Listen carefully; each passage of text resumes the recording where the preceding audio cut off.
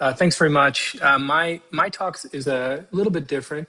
One of the things that I'm going to reiterate from my other speakers is that AI is not quite here yet, and I would argue that there are several reasons for it. The reason that I'm going to emphasize is related to physical assessment. And so most of the successful AI models that exist have to do primarily with imaging, whether that's in pathology or in radiology. But there's a huge amount of data that we're currently missing, not just in AI models, but I would argue in clinical medicine, which I'll illustrate. We've all heard this hype, excuse me, that AI is changing the world. And I mean, it is, right? I mean, I think all of us are now experiencing that. And I think we expect that AI is going to become a larger part of how we live and how we practice medicine. But I would argue that the way that I practice medicine hasn't changed that much, right? I mean, I'm starting to use some AI models for documenting my visits with patients. That has been really helpful. But overall, what I'm doing when I'm directly interacting with patients has not really changed very much since I was a resident. And I think that there is a bit of a disconnect there. And the reason, in my view, is partly based on a data problem.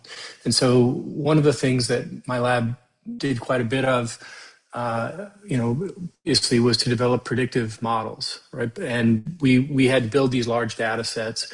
And we built those large data sets basically going through individual patient charts and pulling out data. A much more efficient way to do that would be to use these large administrative databases, which are based primarily on CPT codes, ICD-10 codes. And there's huge problems with these data sets, right? Because they're based on those codes, which are not necessarily made for really parsing the nuances of patients. They're really meant for billing. And there are lots of errors in coding. And so that is the state of the art. That's where most of the large data sets come from, primarily starting with the CPT, ICD-10. And that's an issue.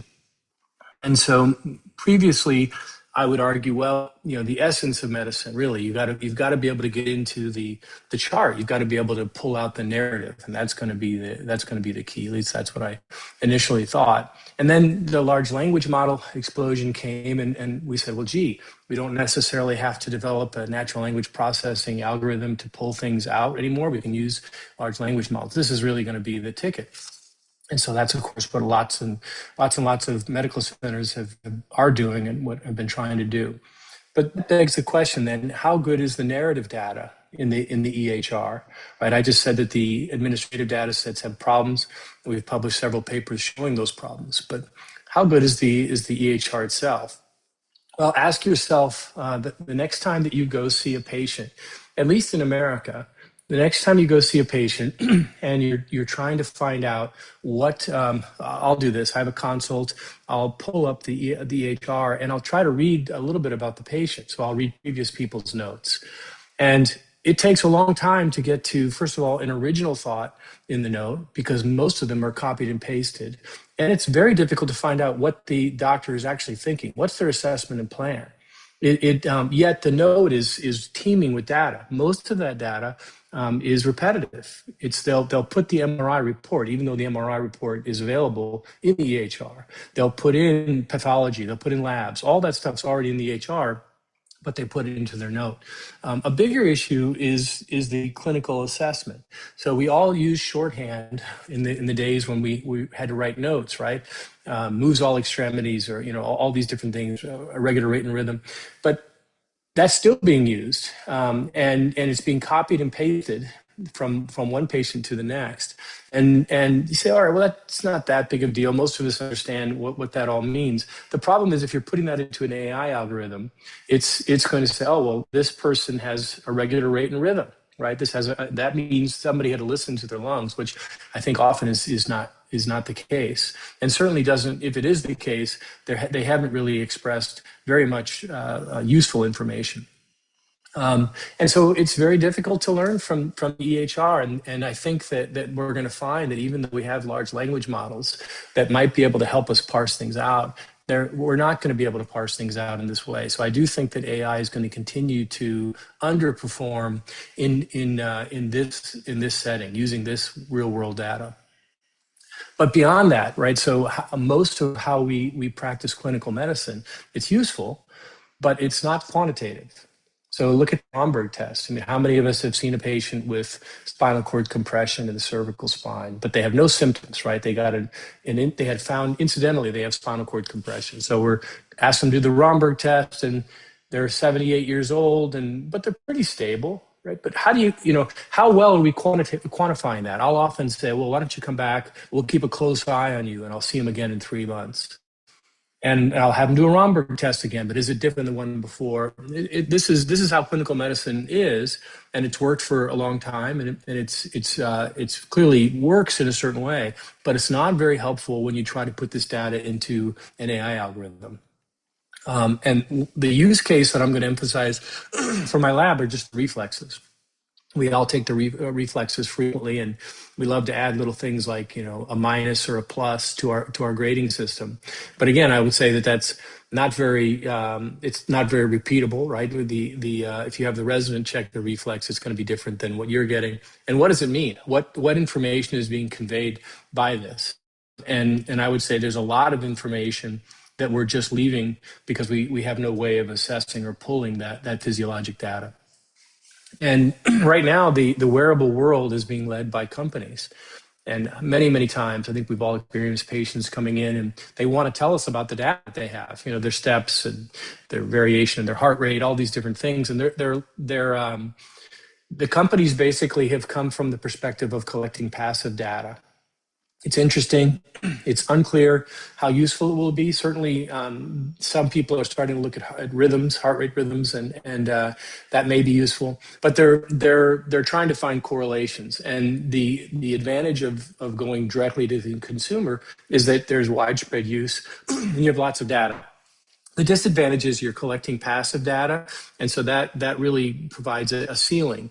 What type of questions can you ask? You can only ask what you're able to measure, and I would say that's limited. The other issue is that the data doesn't go to the EHR, it goes to a company, and people are trying to break down those bridges to see if we can get this into the EHR, but we're not there. There's a big disconnect. So patients are excited about it, but doctors kind of shrug, well, what can I do with that data? And I would argue that the future of at least medically based wearables will be multimodal wearables. And this is what our lab focuses on.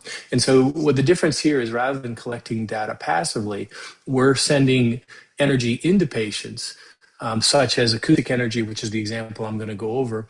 We're also using low voltage current as another example, electrical impedance tomography, and we're using light.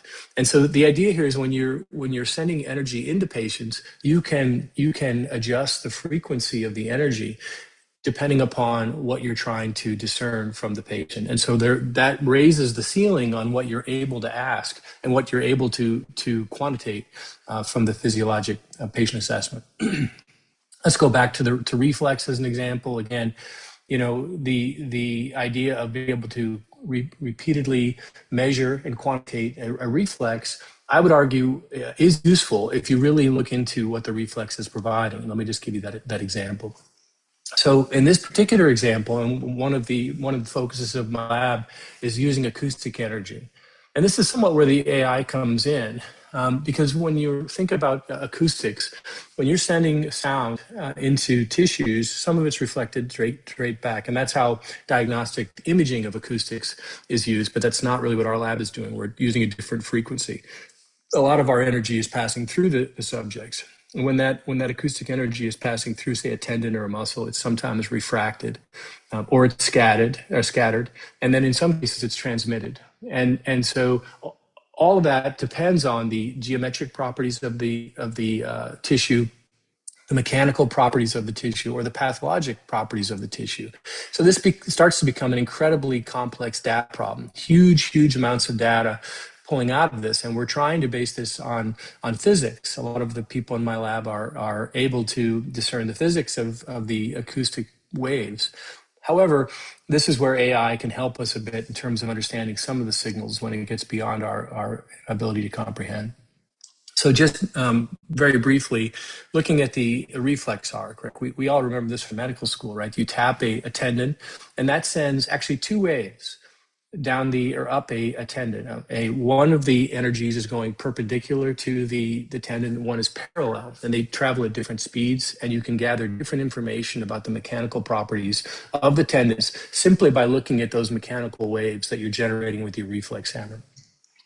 They then stimulate they pull the muscle spindle. Muscle spindle then sends a signal to the spinal cord. Synapses sends a signal back, and you get the reflex, right? So there's actually a ton of information we can learn from just this whole process. And so what our lab has tried to do is to quantitate all aspects of the stretch reflex to see what we might be able to discern about human physiology. And we do that by using these devices. So we modified a reflex hammer, and then we created an electroacoustic wearable. And so this wearable, all these little silver transducers send acoustic energy, and they also act as receivers. We also have an EMG associated with this. This looks very similar to our other cuffs where we're sending electrical energy, electrical impedance tomography. So if you look at the waves that we now repeatedly we've tested this on hundreds of subjects, and so if you look at the black line in the upper right, you have the hammer strike, right? So we can measure when the reflex hammer strikes exactly. Now turn your attention to the area on the lower right, the stretch waves. Remember, I said there are two waves that are generated. They travel at different speeds. One of them they're both mechanical waves. One of them, in essence, can tell you about the tension in the tendon, and the other can tell you about the mechanical properties, the viscoelastic properties of the tendon. So you can quantitate these waves simply from using the reflex hammer. That then goes to the muscle spindle, which sends a signal to the spinal cord, and then the spinal cord signal comes back. You get depolarization of the muscle. And then see the EMG signal is happening just very shortly after the stretch waves. So it's very, very quick, obviously. And then what you get in the lower right is the actual contraction of the muscle. And so this is it's just after the EMG, the depolarization. But now we can, with our acoustics, we can measure and quantitate the mechanical compression that is associated with the reflex. And so all these can tell you different information. So for instance, the stretch waves, if you have somebody who has a tendinopathy, for instance, you can discern that with the stretch wave. You can then grade that and track that over time if someone is trying to heal. Or for instance, if we can tell the difference between somebody who has diabetes and somebody who doesn't have diabetes, principally based on the mechanical properties of their tendons. Right. So similarly, the muscle contraction, if somebody has fatty infiltration of their gastrocsoleus or other muscle that you're testing, you can discern that based on the wave pattern. So there's a huge amount of information that's quantitative and repeatable that you can get from this muscle stretch test. This is just an example. So we're using high-speed cameras in addition to our other devices, sort of as a sanity check. And what I mean by that is, we're looking at we're trying to make sure that we're correlating the changes that we're seeing on the skin, which we can collect here, but also the changes in the movement of the foot. That's important because those are directly observable, right? As opposed to our acoustic waves, which you cannot observe, right? And we want to make sure the timing of these changes are consistent with what we're measuring with our acoustics. And so here we go again. Same subject. And again, you see the reflex hammer, you get the two mechanical waves that I mentioned, the one that runs parallel, one that runs perpendicular to the tendon. And again, those are the shapes of those waves, the peaks of those waves, very, very important. You get the depolarization from the EMG, and then you get your muscle contraction. All of these are quantifiable. And so I don't want to belabor the point other than to say that there's a lot of physiology that we're leaving in the exam room that we can now pull out and put. These will then go into the future AI models, where a lot of this data will be very, very useful, I believe, for more advanced models. Right now, much more so than, say, a +1 or a +2, and these are just as an example. So I believe that well-designed wearables will change the way we assess our patients. In the future, I suspect what's going to happen is that when you go to see the physician, before you go see the physician, the medical assistant will have you don certain wearable devices. There's lots of different groups creating these devices. They will then take you through a series of physical assessments that will be quantitative. This then goes to the doctor. So before the doctor or the clinician sees the patient, they have a quantitative physical assessment prior to even seeing the patient, similar to the way EKGs are done, right? At one point, EKGs were only done by the cardiologist, right? And they were only read by the cardiologist. Now a tech does that, and often the EKG, at least preliminarily, is read by AI. I think aspects of physical exam that currently are not being done in my view, will be done and will provide quantitative assessment for AI models. And then what most clinicians will do is come in and do a focused exam that's pertinent to that patient's specific problem, which I think will not change. But all this other data will be discerned that currently is not being discerned effectively. I think this is going to expand our understanding of physiology and therefore pathophysiology. And it's this sort of data that will power future AI models, in addition to the imaging models that are currently already running. Thank you very much. Thank you, Dr. Schwab, and thank you all the speakers. That was tremendous, and thank you for that dose of reality check, Joe. That's there's certainly there's a lot of promise, but there's also the day-to-day clinical practice that we have.